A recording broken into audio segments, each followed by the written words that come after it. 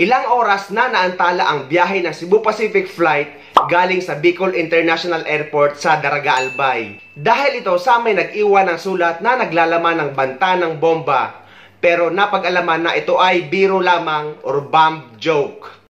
Pansamantalang sinuspindi ang operasyon ng Bicol International Airport sa Daraga sa Albay dahil sa bomb joke.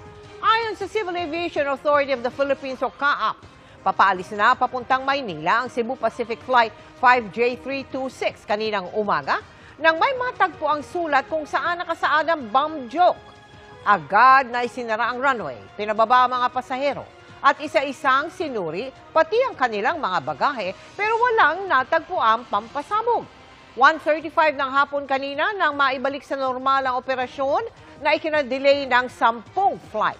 Niimbestigahan na ang 130 pasahero ng eroplano para matukoy kung sino ang nag-iwan ng sulat sa lavatory.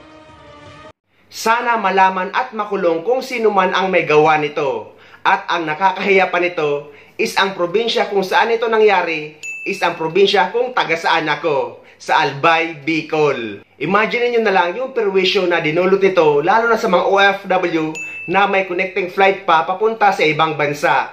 For sure, naiwan na sila ng kanilang eroplano. Kaya dapat mapanagot kung sino man ang may gawa nito.